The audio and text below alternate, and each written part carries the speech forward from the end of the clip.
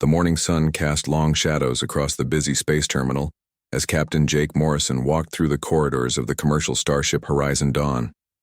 His boots clicked against the metal floor with each confident step.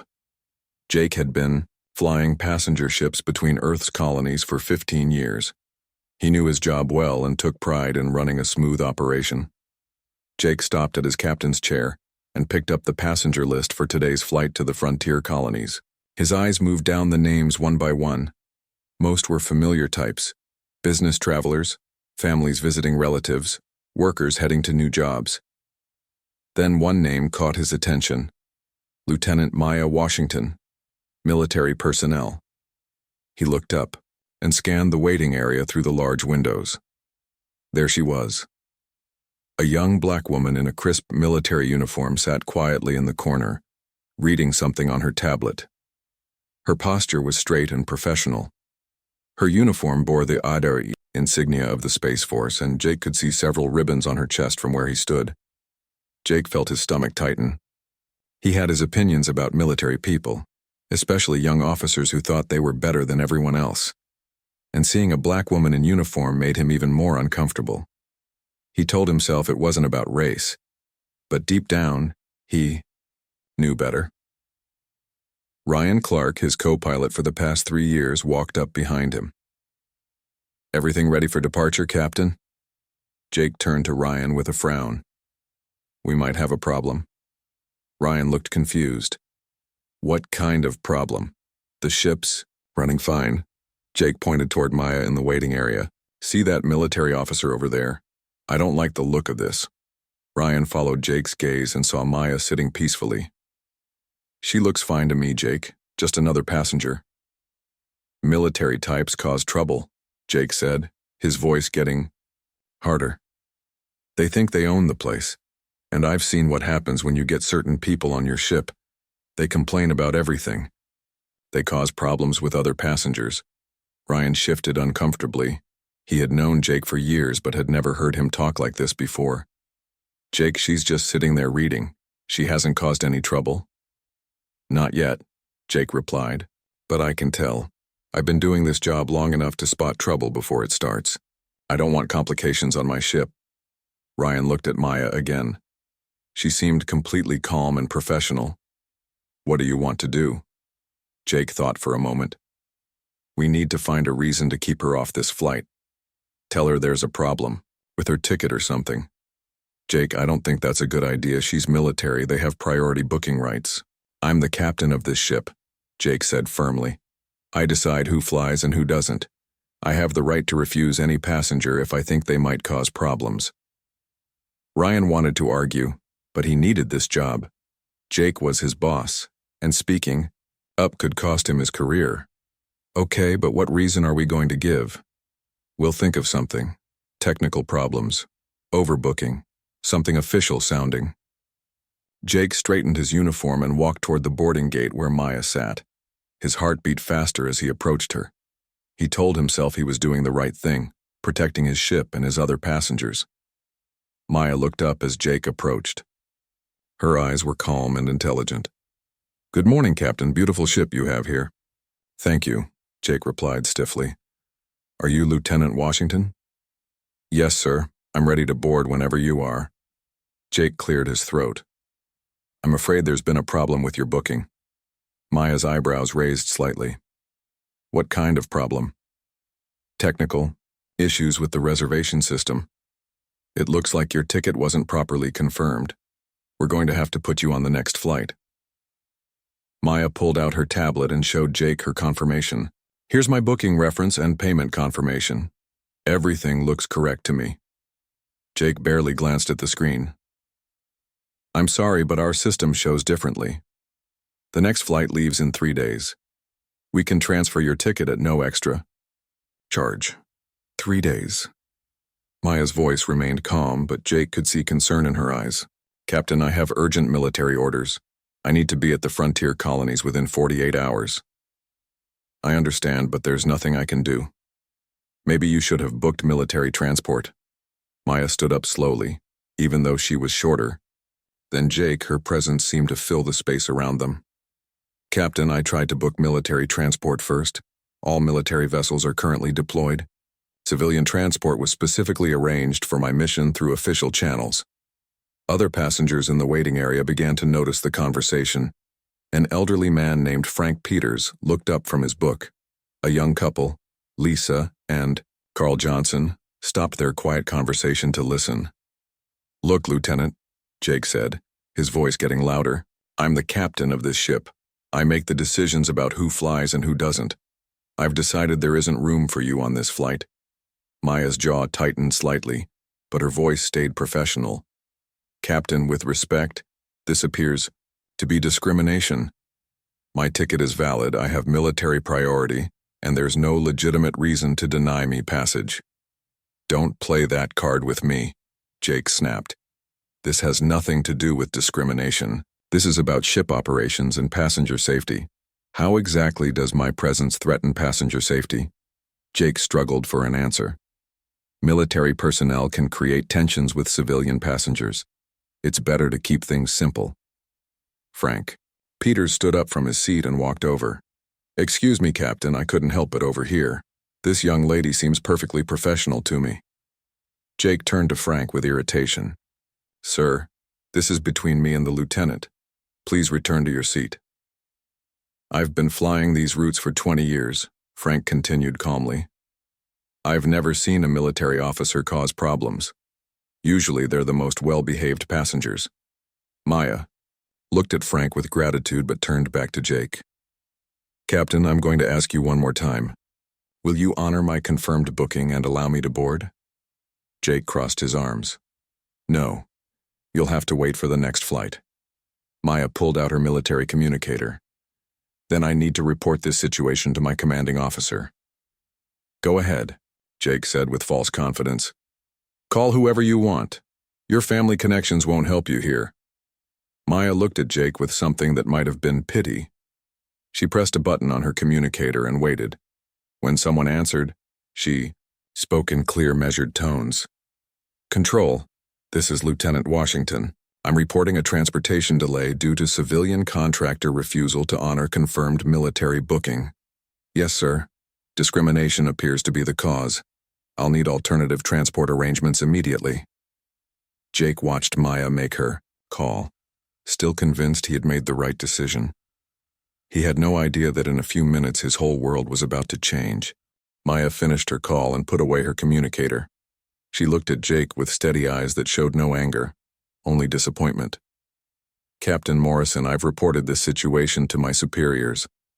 They're working on alternative transport, but it will take time we don't have." Jake felt a small twist of worry in his stomach but pushed it away. "Good. Then you understand this is how things work in the real world." "No, Captain. This is how things work when people let their personal feelings get in the way of their professional duties." Maya reached into her uniform pocket and pulled out a folder.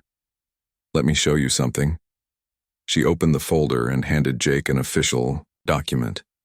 "These are my orders signed by Colonial Defense Command. I'm not just any passenger, Captain. I'm a decorated officer with an urgent mission." Jake glanced at the papers without really reading them. "Orders or no orders, my ship. My rules." Maya took back the document and pointed to specific lines. "Captain, please read this carefully.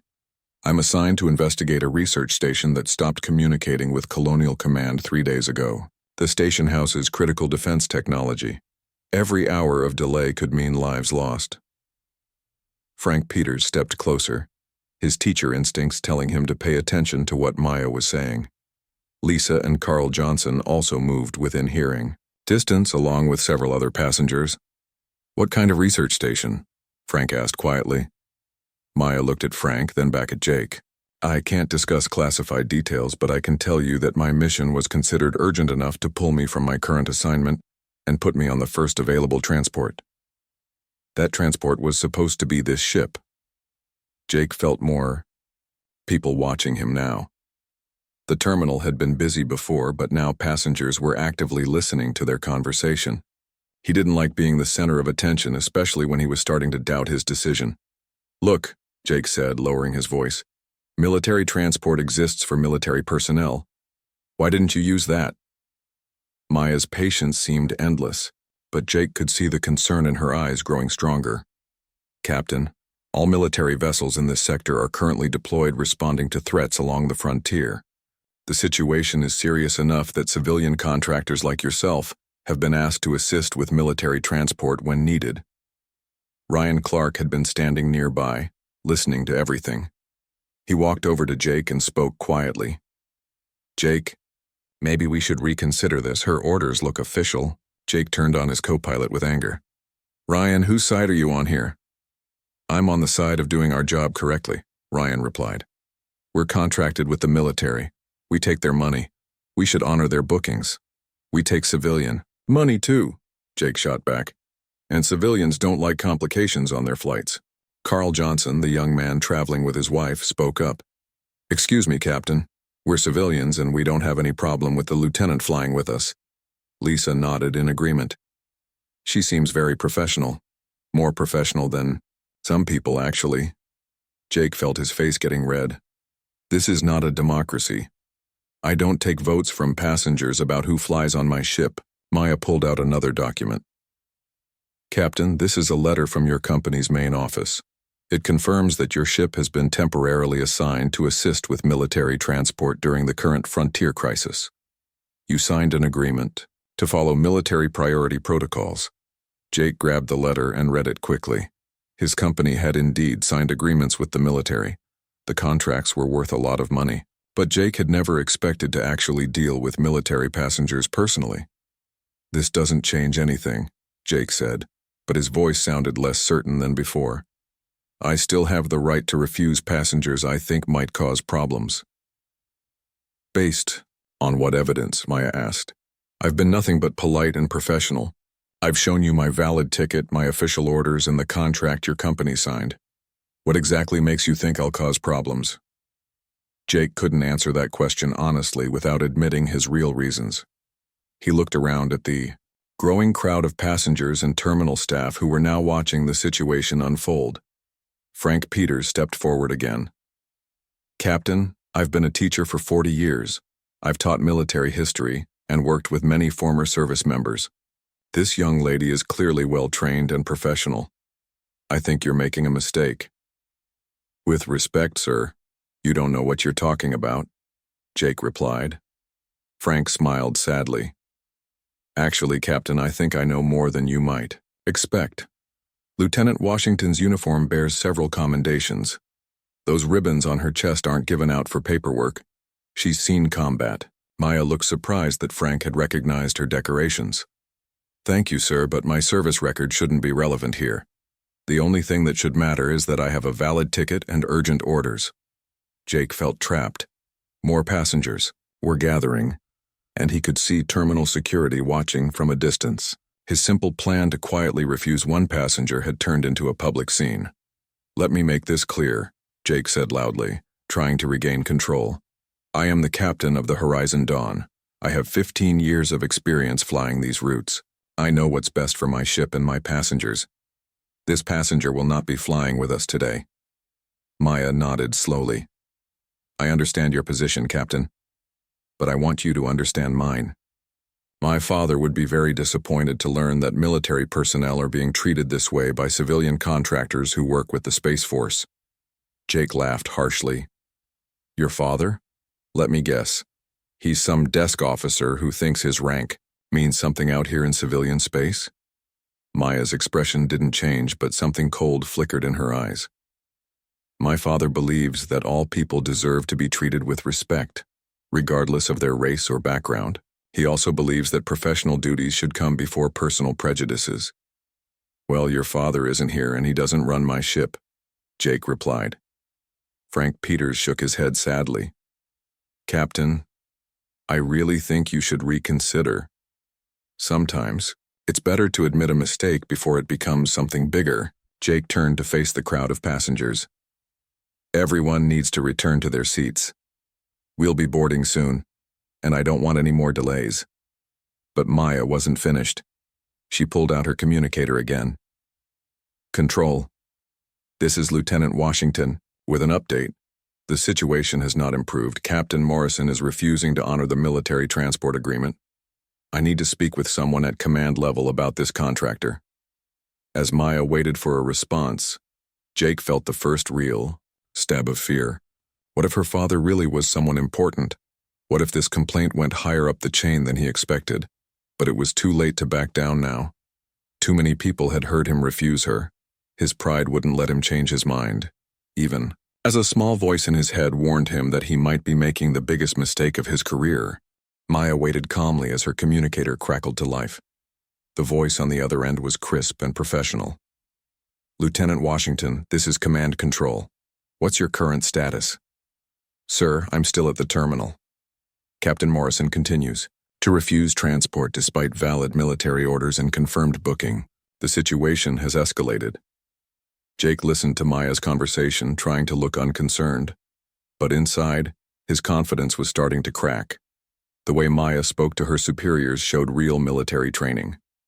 This wasn't some weekend warrior playing dress-up. Understood, Lieutenant, the voice replied. Can you provide details about your service record for the civilian contractor? Sometimes they respond better to credentials. Maya glanced at Jake before responding. Yes, sir. Space Force Academy. Graduated first in class of 2157. 3 combat deployments in the Outer Rim conflicts. Distinguished Service Medal for actions during the Titan Station rescue. Purple Heart for wounds received defending Colony 7.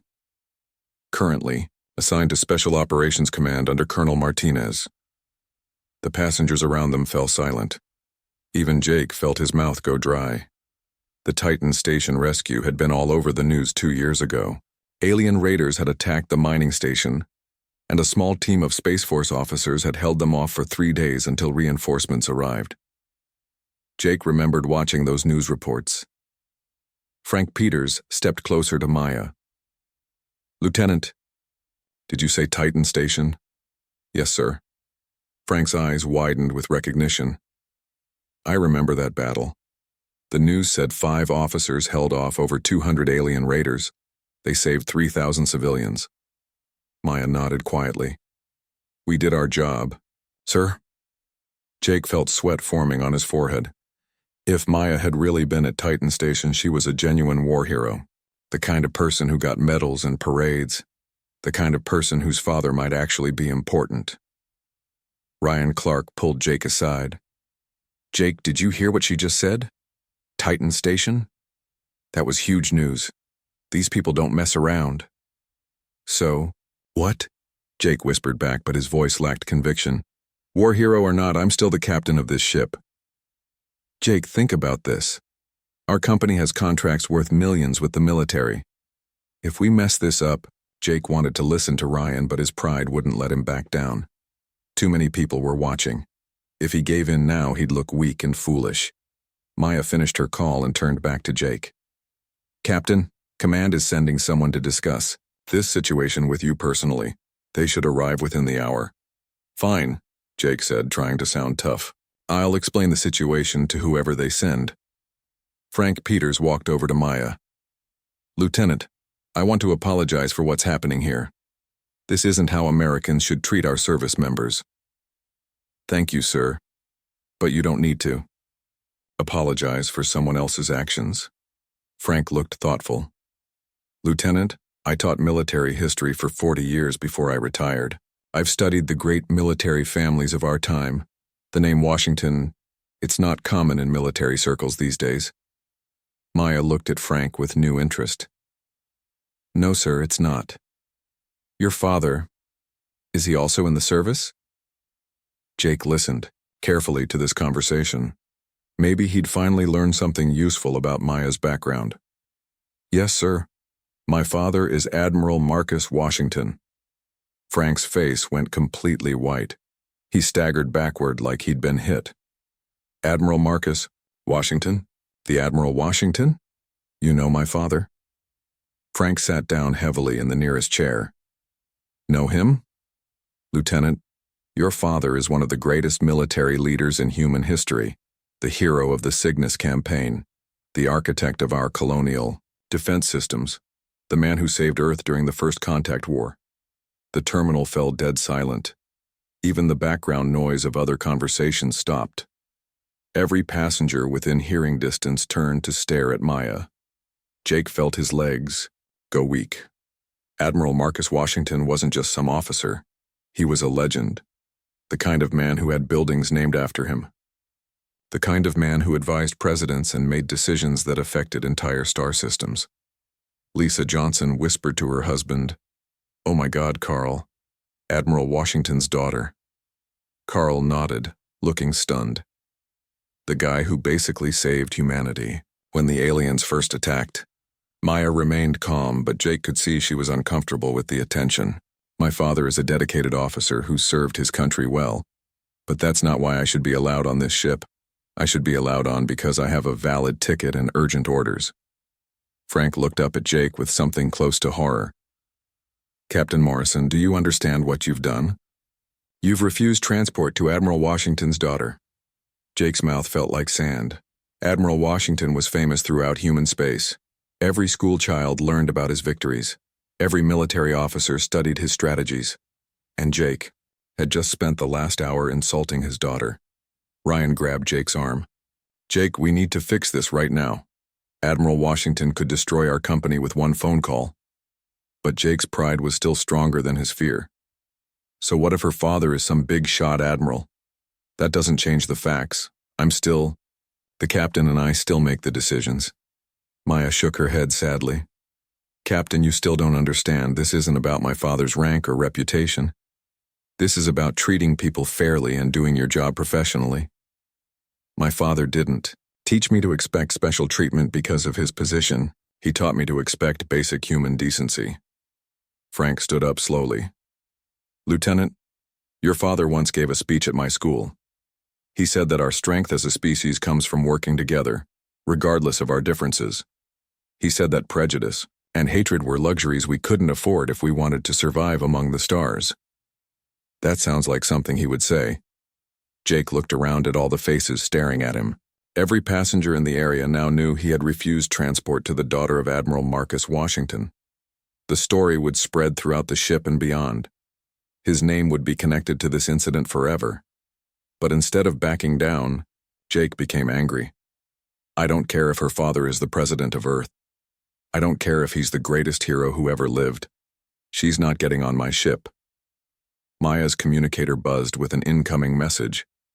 She looked at the screen and her expression grew serious. "Captain Morrison, I just received word that Admiral Washington himself is en route to this station. He'll be here within 2 hours." The color drained from Jake's face completely. Admiral Washington was coming here, in person, to deal with this situation. Frank Peters looked at Jake with pity. "Captain, I taught history for 4 decades. I've seen what happens when people let prejudice override common sense. This is not going to end well for you." Maya put away her communicator and looked directly at Jake. "Captain, my father is coming. Here not because I'm his daughter, but because you've interfered with a critical military operation. The research station I'm supposed to investigate contains technology that could save lives. Every minute of delay puts more people at risk." Jake realized that his simple decision to refuse one passenger had turned into something much bigger than he ever imagined. But his pride still wouldn't let him admit he was wrong. He had no idea just how wrong he really was. The tension in the terminal grew thicker by the minute. Jake stood frozen, trying to process what he had just heard. Admiral Marcus Washington was coming to the station. The most famous military leader in human space was coming here because of him. Ryan Clark pulled Jake aside one more time. "Jake, listen to me. We need to apologize right now and put her on the ship. This has gone too far." Jake shook his head stubbornly. "I won't be bullied by some admiral's daughter. I don't care who her father is." "You're making the biggest mistake of your life," Ryan whispered urgently. "Do you know what Admiral Washington could do to us, to our careers, to our company?" Before Jake could answer, the overhead speaker system crackled to life. A deep, authoritative voice filled the entire terminal. "Captain Morrison of the Horizon Dawn, this is Colonial Defense Command. Please report to Station Command immediately. Admiral Washington requests immediate communication regarding the treatment of military personnel." Every person in the terminal stopped what they were doing. Conversations ended mid-sentence. Children stopped crying. Even the background hum of machinery seemed to quiet down. The voice carried such authority that it demanded instant attention. Jake felt his knees go weak. His hands started shaking. This was really happening. Admiral Washington wasn't just coming to the station. He was already in communication with Station Command about this situation. Maya looked at Jake with something that might have been pity. "Captain Morrison, my father doesn't make empty threats. When he says he wants to speak with someone, it's not a request." Frank Peters stood up and walked over to Jake. "Son, I've lived through enough history to recognize a turning point when I see one. This is your last chance to do the right thing." Jake looked around at all the faces watching him. Passengers, terminal staff, security guards. Everyone was staring. Some looked angry, some looked shocked, but most looked disappointed. He realized that his name would be connected to this incident for the rest of his career. The speaker crackled. Again. "Captain Morrison, you have 5 minutes to report to Station Command. This is not optional." Maya stepped forward. "Captain, let me make something clear. My father is Admiral Marcus Washington, Chief of Colonial Defense Command. He's the man who designed the defense systems that protect every human colony. He's the hero of 12 major battles against alien threats. He's advised 3 presidents and saved millions of lives." She paused, letting that information sink in before continuing. "But more importantly for you, he's the man who controls military contracts with civilian transport companies. Every dollar your company makes from military work goes through his office." Jake felt the blood drain from his face. If Admiral Washington wanted to destroy his company, he could do it with a single command. No more military contracts meant no more business. The Horizon Dawn would be grounded permanently. Lisa Johnson whispered to her husband, "I can't believe this captain is still being stubborn. Doesn't he understand what he's done?" Carl shook his head. "Some people are too proud to admit when they're wrong, even when it destroys them." Another passenger, an older woman named Helen Torres, spoke up. "Lieutenant Washington, I want you to know that not all civilians think like this captain. Most of us respect our military and appreciate your service." "Thank you, ma'am. That means a lot." Frank Peters looked at Jake with the patience of a teacher dealing with a stubborn student. "Captain, let me explain something about Admiral Washington. He's not just a military hero. He's known throughout the colonies as a man of absolute integrity. He doesn't tolerate discrimination or unfair treatment of anyone, especially his own people." Jake tried one more time to justify his position. "This isn't about discrimination. This is about ship operations and passenger management." Maya pulled out her tablet and showed Jake the security footage from the boarding area. "Captain, this tablet has been recording our entire conversation. Would you like me to play back the part where you said you didn't want complications from certain types of people on your ship?" Jake's face went red. He had forgotten about the security cameras and recording devices throughout the terminal. Everything he had said was on record. Ryan Clark stepped away from Jake. "I can't be part of this anymore, Jake. I have a family to think about. I'm not going to lose my career because of your prejudice." The speaker system activated again, but this time the voice was different. Deeper, more commanding, with an authority that made everyone in the terminal stand a little straighter. "This is Admiral Marcus Washington. Captain Morrison, I am currently aboard the flagship Unity, 1 hour from your position. I am coming to discuss your treatment of my daughter and your violation of military transport agreements." The entire terminal fell silent. Even the children seemed to sense the importance of the moment. The Admiral's voice continued. "Let me be clear, Captain. Lieutenant Maya Washington is not just my daughter. She is a decorated combat veteran with urgent orders to investigate a situation that could affect the safety of 3,000 colonists. Your refusal to provide transport is not just discrimination, it's potentially criminal negligence." Jake's legs finally gave out and he sat down hard in the nearest chair. This was Admiral Washington himself speaking, the man whose voice had announced victories against alien invaders, the man whose speeches were studied in military academies throughout human space. Maya looked at Jake with professional composure, but her voice carried her father's authority. "Captain Morrison, my father taught me to judge people by their actions, not their words. Your actions today have shown your true character. Frank Peters nodded slowly. Admiral Washington once said that humanity's greatest enemy isn't aliens or natural disasters. It's our own tendency to divide ourselves based on fear and prejudice. The Admiral's voice came through the speakers again. Captain Morrison, I want you to understand something. My daughter didn't call me because she needed her father's help. She called because you interfered with a military operation. The research station she's investigating stopped communicating 3 days ago. It contains experimental defense technology that could be in enemy hands. Jake felt sick to his stomach. This wasn't just about refusing one passenger anymore. He had interfered with national security. Furthermore, the Admiral continued, I'm reviewing all contracts between Colonial Defense Command and Morrison Transport Company. We'll be conducting a full investigation into your company's policies regarding military personnel and passengers of different backgrounds. Jake realized that his career was probably over. His company might not survive this investigation. All because he couldn't put aside his personal prejudices for one flight. Maya checked her communicator and looked up at Jake. Captain, I just received confirmation that alternative transport has been arranged. A military escort ship will arrive in 30 minutes to take me to my destination. She paused and looked directly into Jake's eyes. My father is still coming to speak with you. Not because I asked him to, but because what you did today affects the safety and security of human colonies. That makes it his responsibility. Jake sat in his chair, staring at the floor, finally understanding the magnitude of what he had done. He had let his prejudice blind him to everything else. Maya's qualifications, her mission, her service record, and her father's position. But it was too late for apologies now. Admiral Washington was coming, and Jake would have to face the consequences of his choices. 30 minutes later, the sound of heavy military boots echoed through the terminal corridors.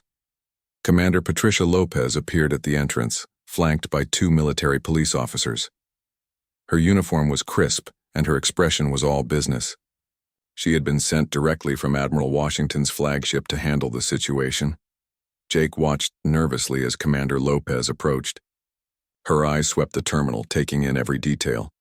She moved with the confidence of someone who had dealt with difficult situations many times before. Lieutenant Washington, Commander Lopez said, saluting Maya with respect. I'm Commander Lopez, Admiral Washington's aide. I'm here to investigate this incident and ensure your mission proceeds as planned. Maya returned the salute. Thank you, Commander. I'm ready to provide a full report. Commander Lopez turned to Jake, her expression cold and professional. Captain Morrison, I need to speak with you and review what happened here today. Jake stood up on shaky legs. Commander, I can explain everything. I'm sure you can, Lopez replied dryly. But first, I want to hear from the witnesses. Over the next hour, Commander Lopez interviewed everyone who had seen the incident. Frank Peters gave a detailed account of Jake's behavior and Maya's professionalism. Lisa and Carl Johnson described how uncomfortable they felt watching the obvious discrimination. Helen Torres and other passengers all told the same story. Jake had refused Maya transport for no legitimate reason. Ryan Clark was interviewed separately. When asked about his role, he looked ashamed. Commander Captain Morrison asked me to support his decision. I should have spoken up, but I was afraid of losing my job. I was wrong. What exactly did Captain Morrison say about Lieutenant Washington? Before she approached the gate, Lopez asked. Ryan hesitated, then told the truth. He said he didn't like the look of military types, especially certain people. He specifically mentioned not wanting complications from people like her on his ship. Lopez made notes on her tablet. Did he use any specific language about race? Not directly, but the meaning was clear. When he saw Lieutenant Washington, he immediately decided she would cause problems, even though she was just sitting quietly reading. Jake watched his co-pilot give testimony against him. 3 years of working together, and Ryan was telling them everything. But Jake knew Ryan was just trying to save his own career. Commander Lopez called Jake over for his interview. Captain Morrison, I've heard multiple accounts of this incident. Now I want to hear your version. Jake tried to salvage the situation. Commander, I was concerned about ship dynamics and passenger comfort. Sometimes military personnel can create Tensions with civilian passengers. Has that happened before on your ship? Well, no, but have you ever had problems with military passengers? Jake shifted uncomfortably. Not exactly, but I've heard stories. What stories? Jake realized. He couldn't give any specific examples. Just general concerns about mixing military and civilian passengers.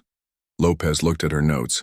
Captain, your passenger manifest shows you've transported military personnel 14 times in the past year without any reported incidents. Why? Was Lieutenant Washington different? Jake couldn't answer that question honestly without admitting his real reasons. I just had a feeling about this particular situation. A feeling based on what? I can't really explain it. Lopez showed Jake a tablet with security footage. Captain, I've reviewed the terminal security cameras. This footage shows Lieutenant Washington sitting quietly, reading, and behaving professionally.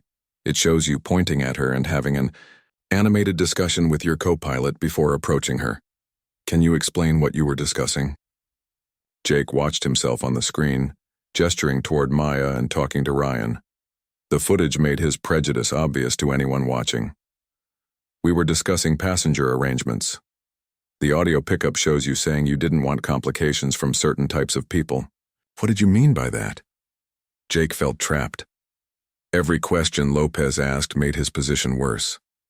I meant military personnel in general. But you've transported military personnel before without problems. What made Lieutenant Washington different from the others? Jake knew he couldn't answer that question without revealing his racism. I just thought this situation might be different.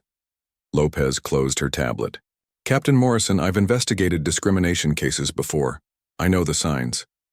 Your behavior today shows clear evidence of racial bias in your treatment of Lieutenant Washington. I deny that completely, Jake said, but his voice lacked conviction.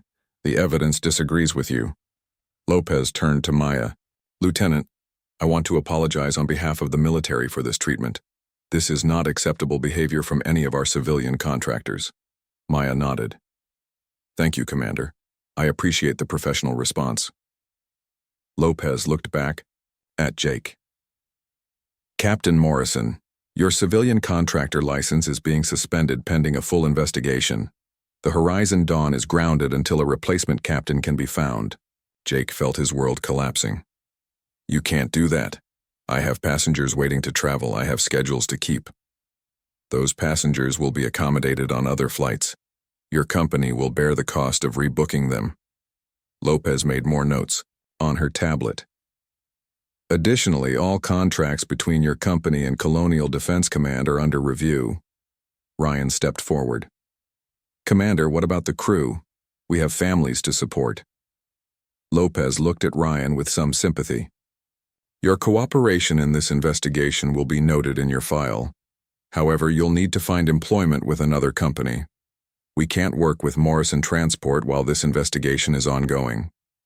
Jake realized that his entire crew would lose their jobs because of his actions. Men and women who had worked for him for years would be unemployed because he couldn't control his prejudice. Frank Peters approached Commander Lopez. Commander, I want to commend Lieutenant Washington for her professional behavior throughout this incident. She remained calm and dignified despite obvious discrimination. Thank you, sir. That will be noted in our report. Helen Torres nodded. Lieutenant Washington represented the military with honor. She should be proud of how she handled this situation. Maya looked uncomfortable with the praise. I was just doing my job.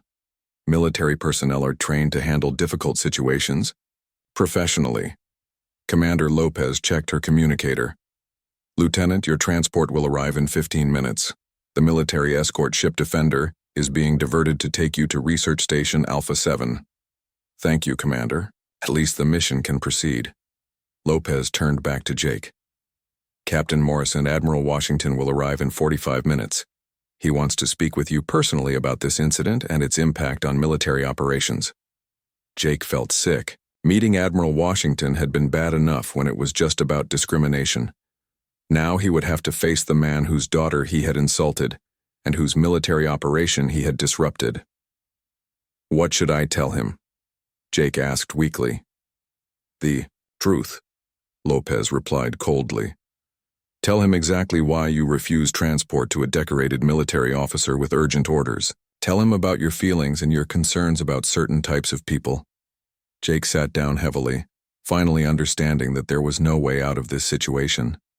His career was over, his company was ruined, and he would have to face one of the most powerful men in human space, all because he couldn't see past the color of Maya Washington's skin. The military escort ship Defender arrived exactly on time. Maya gathered her belongings and prepared to leave for her mission. As she walked toward the docking bay, she stopped and turned back to Jake one last time. Captain Morrison, she said, quietly, I hope you learned something from this experience. Not everyone who looks different from you is your enemy. Jake couldn't meet her eyes. I'm sorry, Lieutenant. Maya nodded. Apologies are a start, but actions matter more than words. Good luck, Captain. She walked away with dignity, leaving Jake to face whatever was coming next. Frank Peters watched her go with obvious respect. That young lady handled herself better than most people would have, Frank said to no one in particular. Her father raised her right. 15 minutes later, the terminal shook slightly as a massive ship docked at the main platform. The Unity was Admiral Washington's flagship, one of the largest military vessels in the colonial defense fleet. Jake watched through the windows as the enormous ship settled into position.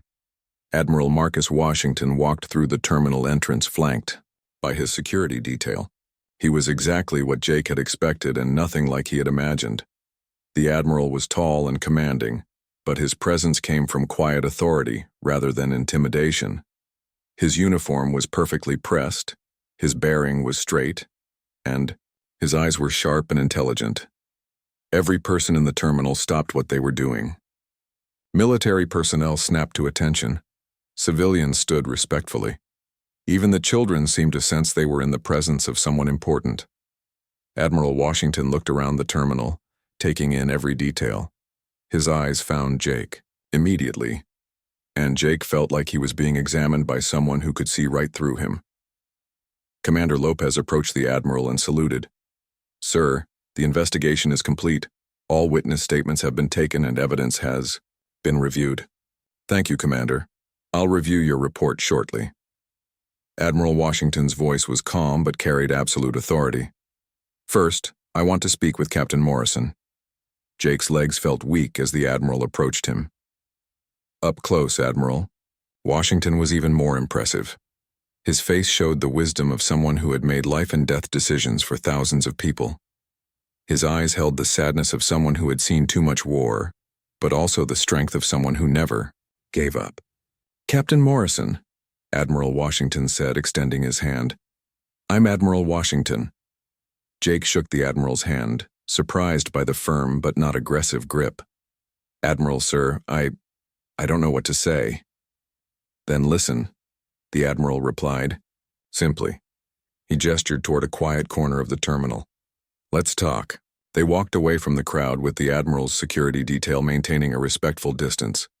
When they were alone, Admiral Washington looked directly at Jake. Captain, my daughter told me what happened here today. Commander Lopez has given me her investigation report. I've reviewed the security footage and witness statements. I understand the situation completely. Jake waited for anger, for shouting, for the legendary Washington temper he had heard about. Instead, the Admiral spoke quietly and calmly. Captain Morrison, I want you to understand something about my daughter. Maya graduated first in her class from the Space Force Academy. She volunteered for the most dangerous assignments. She's been wounded twice defending human colonies. She's saved more lives than most people will ever meet. The Admiral paused, letting that information sink in. But none of that matters for what happened today. What matters is that you saw a young black woman in uniform and decided she didn't belong on your ship. You made that decision based on nothing but her appearance. Jake finally found his voice. Admiral, I made a mistake. I let my personal feelings get in the way of my professional duties. Yes, you did. But I want to understand why. Help me understand how a man who has worked with military personnel for years suddenly decides that one particular officer is a threat. Jake struggled to find words that wouldn't make him sound worse. I grew up in a place where people kept to their own kind. I thought I had moved past those feelings, but when I saw your daughter, you saw everything your upbringing taught you to fear, the Admiral finished. You saw a successful black woman in a position of authority and it made you uncomfortable. Yes, sir. I'm ashamed to admit it, but yes. Admiral Washington nodded slowly. Captain, I appreciate your honesty. Admitting prejudice is the first step toward overcoming it. Jake looked up in surprise. He had expected punishment, not understanding. The Admiral continued. Captain, I've spent my career fighting aliens who want to destroy humanity. I've seen what happens when we let fear and hatred divide us. Our enemies don't care what color we are or where we come from. They see us all as human and they want us all dead. The Admiral gestured toward the viewport where stars were visible in the darkness of space. Out there, Captain, humanity is a tiny spark of life in a vast, hostile universe. We survive because we work together. We explore new worlds because we trust each other. We defend our colonies because we protect all humans, not just the ones who look like us. Jake felt tears forming in his eyes. Admiral, I understand now. I really do. I hope so, Captain. Because understanding is the only way we move forward. Admiral, Washington pulled out a tablet and showed Jake some images. Captain, the research station my daughter is investigating contains technology that could protect millions of human lives. Every hour of delay increased the risk that this technology could fall into enemy hands. Your personal prejudice almost cost us critical defensive capabilities. Jake stared at the images of the research station and felt sick. His discrimination hadn't just hurt Maya, it had potentially endangered entire colonies. What happens now, Admiral? Washington put away his tablet. Your company's contracts with the military are suspended pending a complete review of your policies and procedures. You personally are banned from transporting military personnel. Your crew will need to find new employment. Jake nodded, accepting the consequences. I understand, sir. However, the Admiral continued, I believe people can change. If you're serious about overcoming your prejudice, I'm willing to help. How, sir? I'm recommending you for the Colonial Diversity Education Program. It's a 6-month course that helps people understand how their biases affect their work and their relationships. If you complete the program successfully, your ban on military transport could be reduced. Jake was stunned. After everything he had done, Admiral Washington was offering him a chance at redemption. Why would you help me, sir? After what I did to your daughter?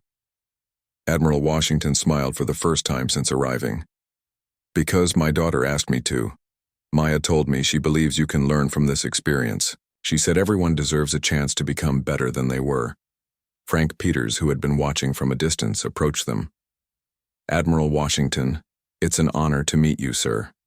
I taught military history for 40 years. Your daughter is a credit to your family and to the service. Thank you, the Admiral replied. Maya represents the best of what humanity can be. Brave, professional, and willing to see the good in people even when they don't deserve it. Jake looked out at the stars and made a decision. Admiral, I accept your offer. I want to learn. I want to be better than I was today. Admiral Washington nodded approvingly. That's all any of us can do, Captain. Try to be better tomorrow than we were today. As the Admiral prepared to leave, he turned back to Jake one final time. Captain Morrison, remember this day. Remember that your prejudice almost cost lives. But also remember that it's never too late to change, as long as you're willing to do the work. Admiral Washington walked back toward his ship, leaving Jake to contemplate the biggest lesson of his life. Frank Peters patted Jake's shoulder gently. Son, you got a second chance from one of the greatest men alive. Don't waste it. Jake watched the Unity depart, carrying Admiral Washington back to his duties protecting humanity among the stars. For the first time in years, Jake felt hope that he could become the kind of person who deserved to be part of that great human adventure. The kind of person Maya Washington already was.